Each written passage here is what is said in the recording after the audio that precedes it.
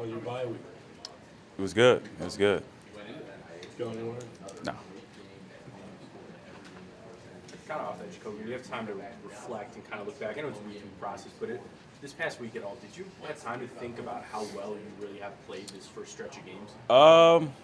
And some self-scout stuff and stuff with the coaches, but just really been like, honestly, I just been looking forward to getting back out there and just playing again. I kind of hate bye weeks a little bit, so so yeah. And I can imagine because you are playing well. I mean, the team can play better, but when you're playing well, that itch to get out there is even. Yeah, exactly. And obviously we won a game last time we were out there, and it's just like, man, just can't wait to go out there and try to get another one and get back to work. So yeah.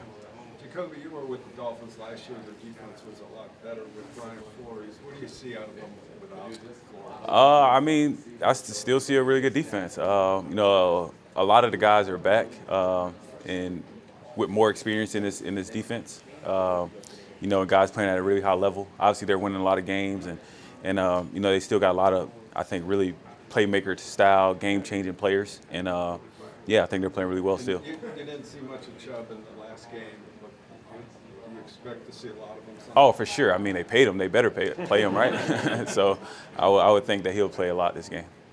What about the significance of you going back to Miami, not only because of being there last year, but also just being from there and all that?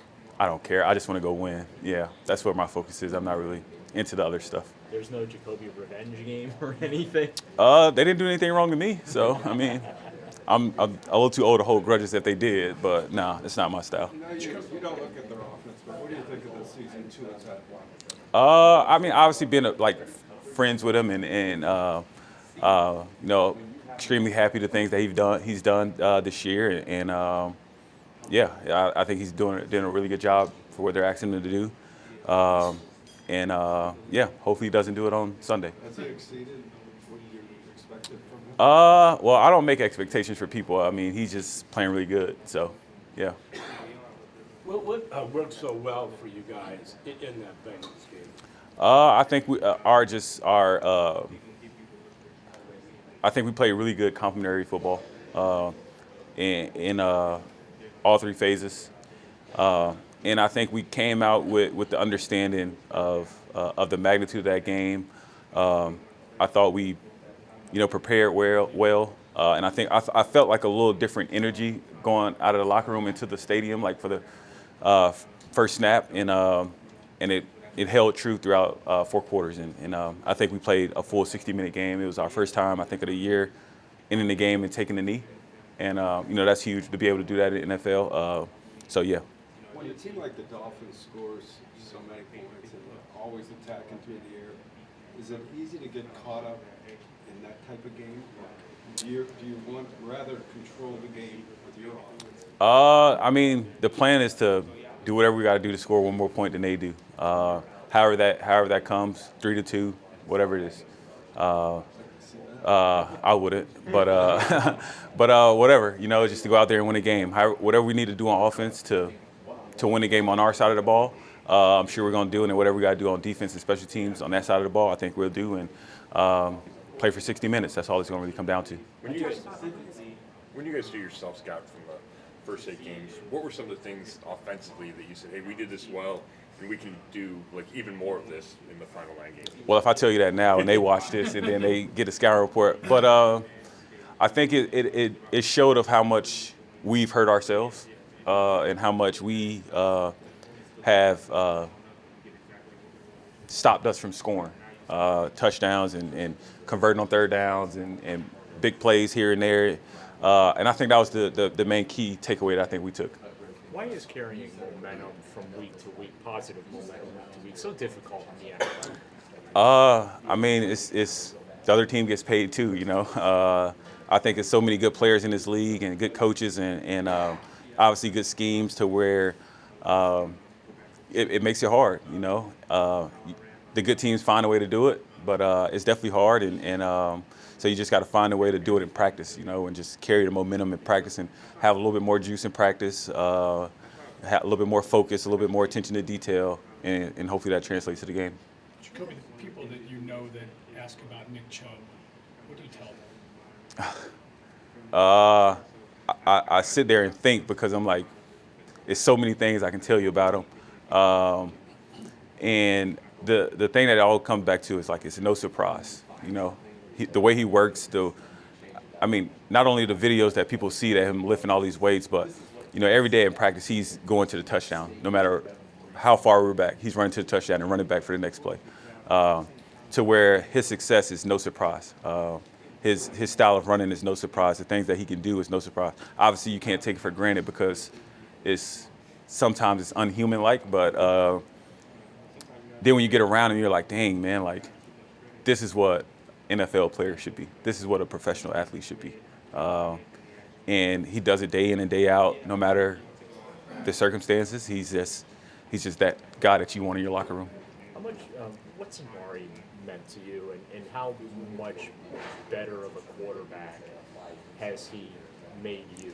I mean, a lot. I mean, when you talk about guys that understand football and hard worker and smart and guys that you want in your locker room and you listen to him talk about, hey, man, this is what I'm thinking, like in the realm of the plan. This is what this DB did versus me last time, or this thing and that.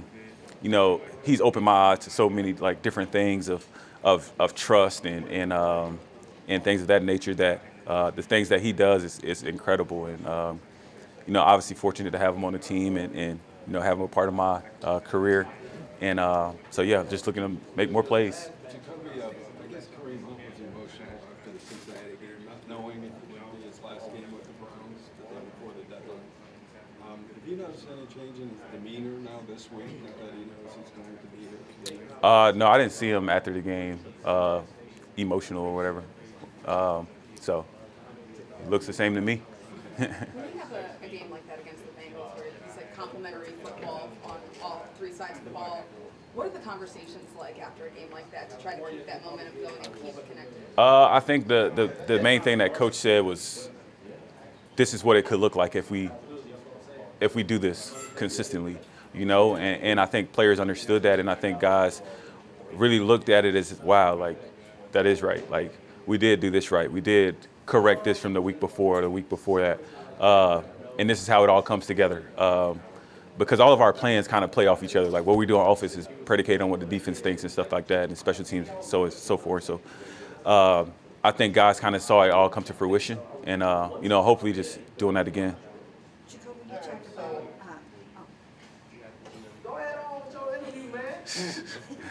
you talked about the fact that you guys imposed your will in the middle of that during the Bengals game, and my question is, so, like, how do you do that again? How do you get yourselves in that place where you can do that? I think it's finding the spot. It's always a spot in the game where either the offense or the defense imposes their will, and it kind of is the turning point, quote unquote, of the game. And in the middle of that game, like I said, like I felt like we started to impose our will and started to do things at our leisure. Yeah, it's the, for one, you got to be able to get to that point in the game, but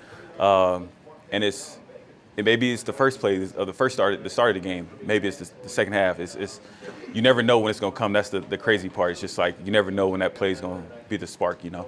When you talk about the magnitude of that Bengals game, the fact that you won it and the way you guys won it, is there a lot more hope and optimism heading into the second half of the season because of that? I don't think it's hope. I think it's just more of like understanding. Like, listen, we got the whole season ahead of us. We got a big game coming up this Sunday.